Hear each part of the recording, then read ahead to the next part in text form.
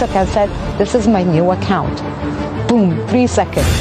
That's all the time that it took, 3 seconds only. To shut you down. To shut me down. He telling the news, I don't know exactly how can this violate their community standards unless the news that is happening here, the crime that Israel is committing inside of the Palestinian land and against Palestinian is a violation of community standard itself, and they are ashamed. From Gaza, the aggressive Israeli airstrikes forced my husband and me to flee our home in Gaza City, seeking refuge in Khan Yunis. We were fortunate to make it out alive with the widespread destruction, buildings reduced to rubble, and thousands of homes became unlivable, including my home. Bombings still persist in the south and all over Gaza Strip. They're targeting civilians with no warning. They're causing heartbreaking tragedies all over Gaza Strip. We are currently holed up in Khan Yunis, staying at family's place and sharing the space with over 150 relatives and friends.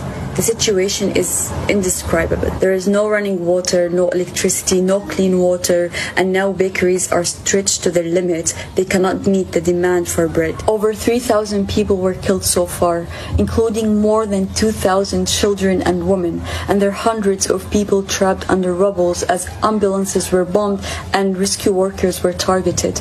Just last night, at least 500 people were killed when Israeli airstrike hit Al Ahli Hospital in central Gaza, filled with patients, doctors, nurses, and medical workers. And for those who don't know, Gaza Strip is basically an open-air prison that has been under siege for over 16 years. And now all borders are completely closed. Not even the Rafah crossing border was bombed multiple times during the past days. People can't get out or go anywhere outside of Gaza, and there are no protected shelters to go to. People outside of Gaza need to speak up more.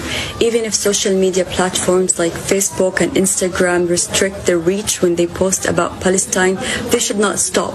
They should not stop talking about what is happening. The situation is not political or too complicated.